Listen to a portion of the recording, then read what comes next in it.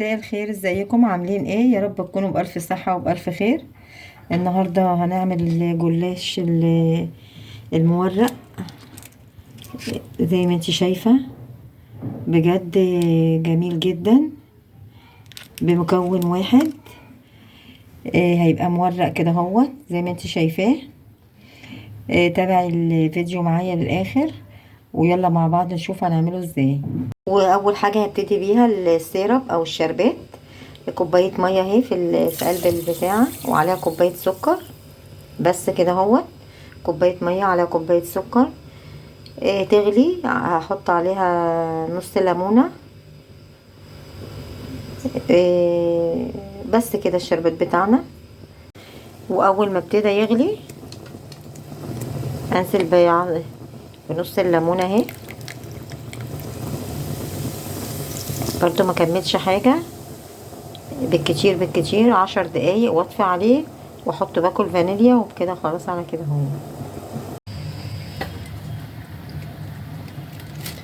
وهي المكونات معايا: لفة الجلاش، مكسرات، زبيب على جوز الهند على سوداني، كوباية سمنة، ما تخافيش مش كتير، هي كوباية الا يعني. معلقة صغيرة بيكنج باودر. اول حاجة لفة الجلاش بتاعتي هقسمها 2،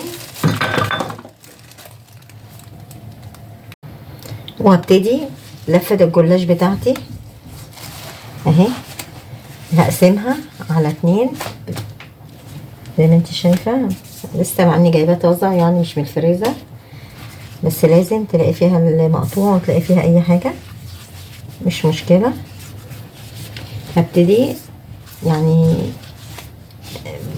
اشوفهم قد ايه كده اهوت، واقسمها 2. انا من غير ما اعد كده اهوت عرفتها كده مقسومة 2 قد بعضها، وهو قسمتهم. هشيل الاول كده اهوت،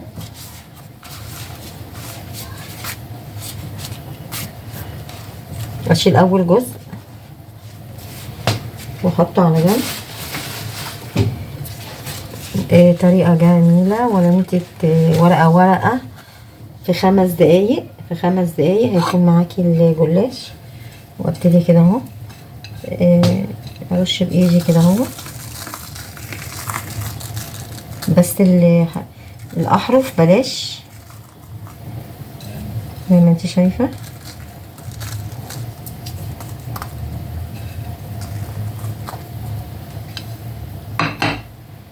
وابتدي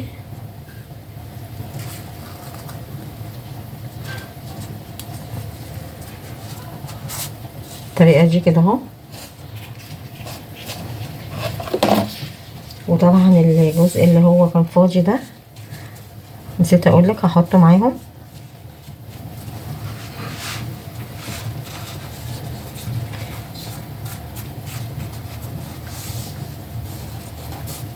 ونفس الحكاية هروح لفاها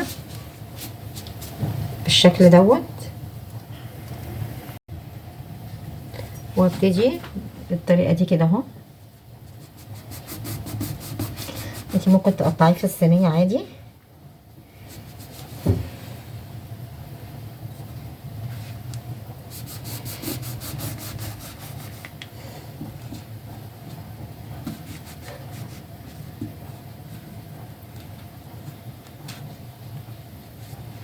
نفس الحكاية.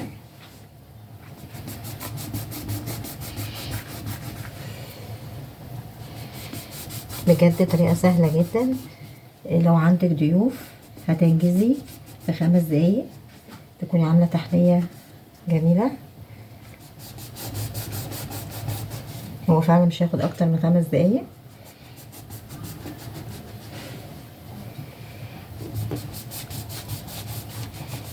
هحطها في الصينية معاكم دلوقتي، وهبتدي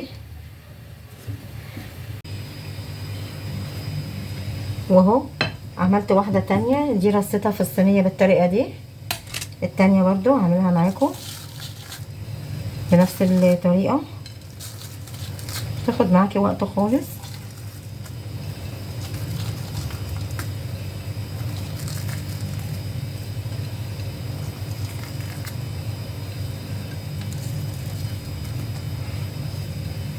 اهم حاجة عندي يكون هي سخنة، والشربات تكوني عاملاه من قبل منها ويكون بارد. هي دي كل اللي احنا هنحتاجه.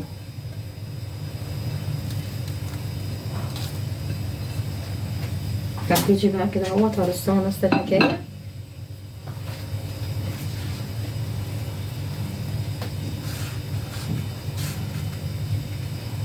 هبتدي اقلبها، لو لقيت ورقة تقطع مني ادخلها من جواها عادي خالص.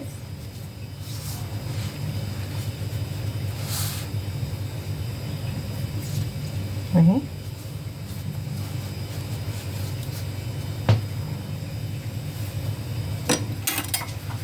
وابتدي بالورب كده اهو زي ما عملت الاولانيه.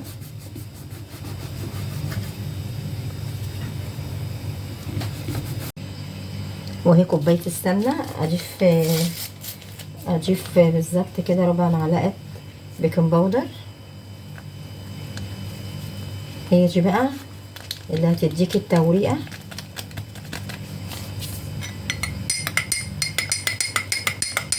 زي ما انت شايفه، ما تخافيش السمنه مش كتير ولا حاجه.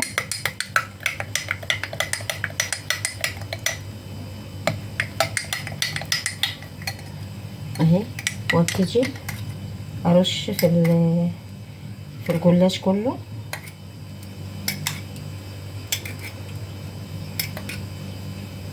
طبعا مولعه الفرن بتاعتي.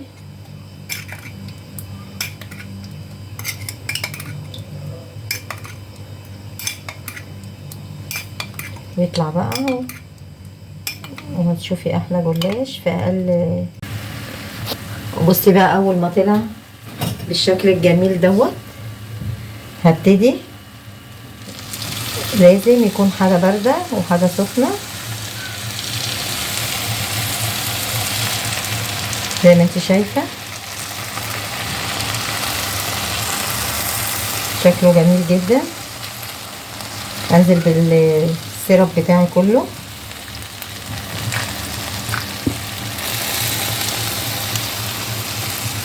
واحطه في طبق التقديم وارجع اوريهولكم.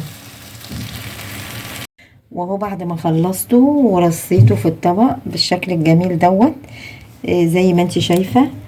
بصي صوت وطراوه بجد بجد جميل جدا، وما خدش وقت خالص.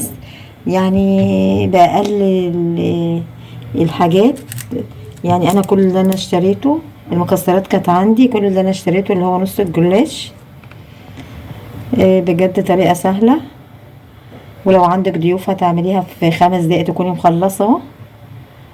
ولو عجبك الفيديو ما تنسينيش في اللايك والشير والاشتراك في القناة عشان يوصلك كل جديد. باي.